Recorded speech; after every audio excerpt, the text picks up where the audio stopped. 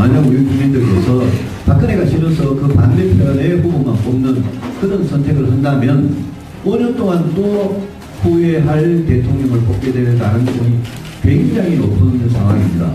사람을 보고 뽑아야 된다라는 그런 호소를 드릴 거고요. 예, 유승민 의원의 목소리 지금 들으셨습니다. 황교안 대통령 권한대행이 불출마를 선언하면서 지금 대선판이 한 번 더 요동치고 있죠. 황교안 대행의 표 가운데 약 3분의 1 정도가 홍준표 지사에게 간 걸로 지금 분석이 되고 있습니다. 그래봤자 민주당 대세론 꺾기에는 턱없이 부족합니다. 보수 진영은 더 조바심을 낼 수밖에 없는 상황인데요.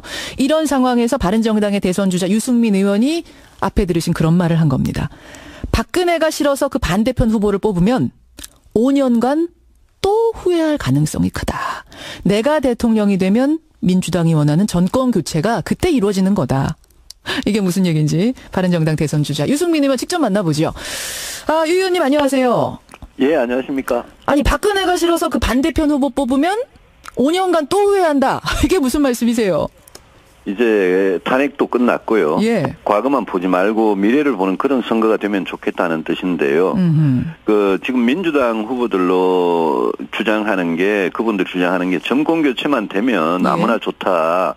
이런 식으로 선거를 하면 또 국민들께서 5년간 후회할 대통령을 뽑을 그럴 위험이 상당히 크다. 이런 점을 지적한 거고, 이게 그 소위 묻지마 투표인데, 그렇게 하면 정권 교체는 되겠지만 예. 지금 대통령이 돼서 이 경제 위기나 안보 위기를 과연 극복해낼 수 있느냐, 또 이 시대에 필요한 개혁을 해낼 수 있느냐, 이게 중요한 미래의 상황인데, 예, 그걸 따지지 않고 그냥 지금 뭐 정권 교체 하나 슬로건만 내세워서 하는 거는, 그거는 대통령이 탄핵 받을 만큼 보수가 잘못했다는 그 반사이익에만 기대는 거 아니냐, 이런 지적입니다. 정권 교체만 된다면 누구든지 좋다라고 물론 더불어민주당 분들이 그렇게 얘기하진 않습니다만 유승민 예. 의원이 보시기에는 지금 묻지마 투표를 좀 강요하고 있는 건 아니냐 이 말씀을 하시는 거예요? 예, 그분들은 뭐 민주당 후보들은 정권 교체 거기에 지금 이렇게 편성하려는 분위기가 상당히 강하죠. 예, 근데 사실 박근혜 전 대통령을 대선 후보로 만들고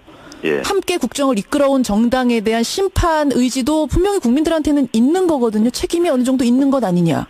예, 과거에 대한 심판은 분명히 있습니다. 그런데 예. 우리가 과거에 대한 심판만 대통령 선거 때마다 예. 하다가 늘 보면 이 현직 대통령이 싫어서 그 반대를 선택하는 그런 극과 극을 오가는 그런 선택을 했는데, 예. 그래서 미래를 보는 그런 선거가 동시에 됐으면 좋겠다, 이런 뜻입니다. 그래서 덧붙이셨어요. 진짜 정권 교체는 나 유승민이 대통령이 되는 거다? 제가 박근혜 정권 이전부터, 예. 제가 2007년경부터 이 여당이 되고 나서 할 얘기를 다 한 사람입니다. 그래서 저는 제가 박근혜 대통령이나 박근혜 정부와의 관계 안에서 여당에 몸을 담고 있었지만 예. 잘못을 지적을 다 했기 때문에, 그렇죠. 저는 국민들께서 저는 제가 대통령이 돼도 정권 교체의 측면이 상당히 있다라고 봐줄 거라고 생각합니다. 그런 의미에서 이제 호소를 하신 거예요. 근데 진짜 안타깝게도 그 유 의원의 호소가 아직 국민들 가슴에 덜 닿은 것 같습니다. 제가 이런 말씀 왜 드리냐면, 탄핵 결정이 나고 나면 바른정당 지지율이 오를 거다, 내 지지율도 오를 거다 하셨는데, 예. 탄핵 결정됐는데 지지율이 답보 상태예요. 당도 유승민 의원도. 이거 왜 그렇습니까? 지금 뭐 그리 급하십니까? 아니 급합니다. 지금 60일도 안 남았어요. 유승민 의원이 급하셔야 돼요. 대선 자체가 굉장히 짧은 기간에 이루어지고 있고요. 예. 이제 저희들도 등록하고 예선이, 저는 뭐 결선이 남아있다고 생각합니다만은 예선이 시작됐을 뿐이고, 사실 그 자유한국당이나 박근혜 대통령 본인이 저렇게 탄핵에 저는 대다수가 승복할 거다라고 생각을 했는데요. 그렇죠. 저렇게 승복까지 안 할 줄까지는 몰랐습니다. 지금 승복을 안 하고 있으니까 자유한국당 또 보수 전체가 탄핵에 대한 승복이냐 아니면 승복하지 않을 거냐, 이 승복 불복이죠. 그걸 놓고 저는 지금 좀 갈려 있다고 생각을 합니다. 그런데 앞으로 이제 이 대통령 선거가 진행이 되면 저는 이 탄핵 문제나 이 박근혜 정부의 잘못에 대해서는 시시비비를 가리는 보수 안에서 그런 가리는 때가 분명히 올 거라고 생각하고요. 지금 보수 소위 말하는 범보수의 후보들이 이 박 대통령 문제나 탄핵에 대한 입장을 저는 분명히 해야 된다고 생각하고 자유한국당도 저대로 저는 갈 수 있을 거라고 생각하지 않습니다. 저대로 갈 수 있을 것 같지 않다가 무슨 말씀이십니까? 자유한국당 안에는 탄핵에 장초에 찬성표를 던졌던 의원님들이 한 30분 계시고 그렇죠. 지금도 거기에 승복하겠다는 사람들이 다수 있는데 당을 실질적으로 이끌어가는 거는 탄핵을 거부했고 지금 불복하는 분들이 이끌어가는 거거든요. 이른바 진박 세력들? 그렇죠. 그래서 이 탄핵 문제를 두고 승복하고 불복하는 세력이 지금 하나의 자유한국당 안에 있기 때문에 뭔가 저는 재편이 될 거라고 봅니다.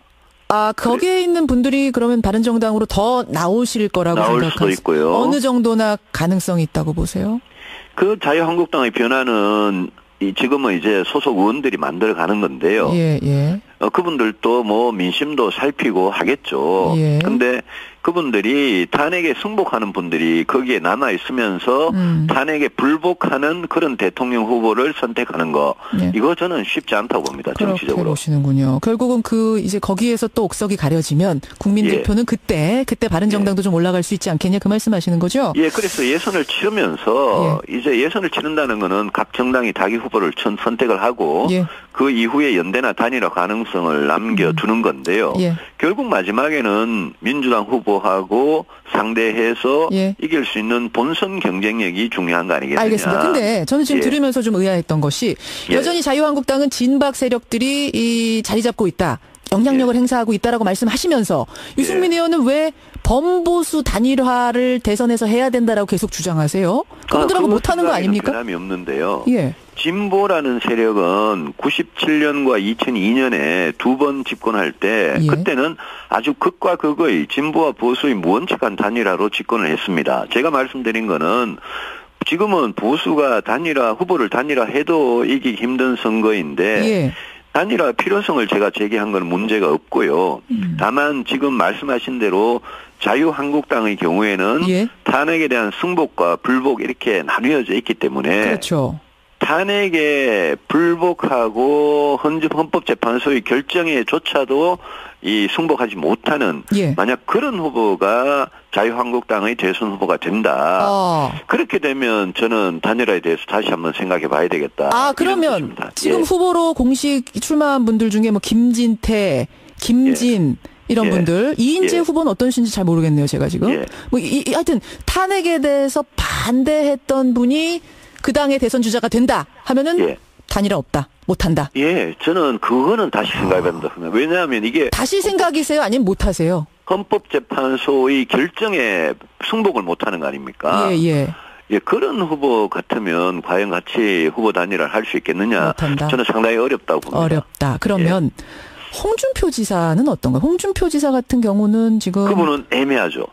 그러니까 그분이 지금 가장 높은 지지율을 사실은 이제 얻게 됐거든요. 자유한국당 주자 중에.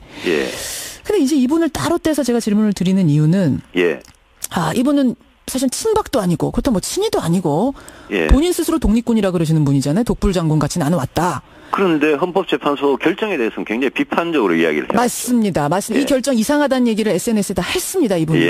이분하고는 어때요 그럼? 그분도 제가 그래서 아까 그 입장을 분명히 해야 된다는 게 홍준표 지사를 포함해서 그 자유한국당 후보들이 이 탄핵 문제에 대해서 자기 입장을 분명히 해서 만약 홍 지사께서도 헌법재판소 결정에 자기는 승복하지 못한다. 뭐 친박표를 얻기 위해서 만약 그런 말씀을 하시면 그러면 곤란한 거라고 생각합니다. 곤란하다. 홍준표 지사의 출마 자체에 대해서는 어떻게 보십니까? 이게 참 말씀드리기 쉽지 않은데요. 저는 평소에 불법 정치 자금이나 뇌물로 감옥에 갔다 오거나 재판을 받고 있는 그런 분이 대한민국 대통령이 돼서는 안 된다고 생각합니다. 저는 그거는 나라의 품격 문제 아니냐 생각을 하고 홍 지사 같은 경우에는 성완종 전 회장으로부터 불법 정치 자금을 받은 혐의로 1심에서는 징역형을 선고받았습니다. 징역 1년 6개월을 선고받았는데요. 2심에서 무죄가 났죠. 그렇죠. 이 3심제니까 대법원 판결을 두고 봐야 됩니다. 예. 1심, 2심이 판결이 엇갈렸어요. 예, 예. 이 문제에 대해서는 저는 홍 지사께서 지금 재판을 받고 있는 과정에 계시는 분이 예. 그렇게 대선 후보로 출마한다는 저는 제 상식 같으면 이해가 안 됩니다. 상식선에서 이해가 안 된다. 예. 아, 그렇게 생각하시는군요. 근데 홍준표 지사는 나는 우파의 스트롱맨이다. 스트롱맨이 대한민국의 지도자가 돼야 된다. 협상을 하려면 배짱도 있어야 되는데 지금 나온 사람 중에 나만큼 배짱 있는 사람이 어딨냐. 싸움도 내가 잘한다. 이러면서 출사표 던지셨거든요. 그분 싸움 잘하시는 건 사실인데요.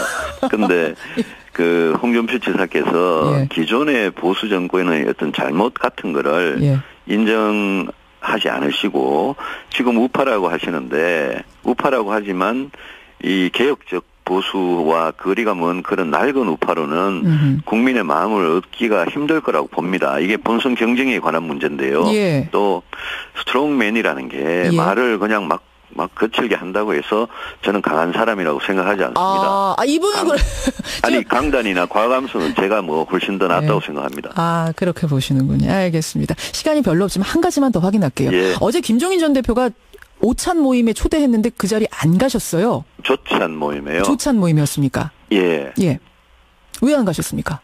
저는 뭐 이 연세대학교에서 그 서울의 무슨 대학 그 언론 예. 대학생 기자분들하고 토론회가 있어서 못 갔고요. 그러셨어요. 그게 이제 서로 얘기를 해서 뭔가 명분이 있고 예. 원칙이 있는 그런 모임 같으면 가겠는데 그냥 뭐 그런 거 없이 만나게만 하는 그런 모임 같으면 저는 모르겠습니다. 저는 하여튼 뭐 이 좀 거리를 둘 생각이고요. 그게 만나서 뭔가 앞으로 대선 과정에서 어차피 각 정당은 지금 후보를 뽑는 경선에 돌입하고 있지 않습니까? 예, 예. 그거는 저는 그거대로 진행돼야 된다고 생각합니다.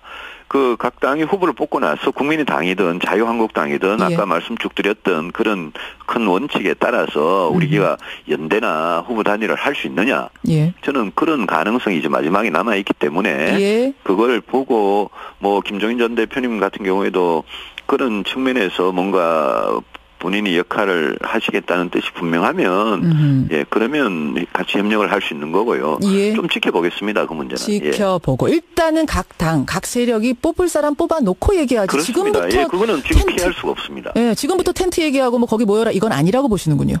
지금부터 바로 그렇게 할 수는 없죠. 없다고. 각 정당이 지금 이미 이 짧은 기간 안에 예선을 지금 하고 있는데 그럴 수는 없겠죠. 예. 알겠습니다. 여기까지 오늘 네. 말씀 듣도록 하죠. 네. 유승민 의원님 고맙습니다. 감사합니다. 바른정당의 대선 주자입니다. 유승민 의원이었습니다.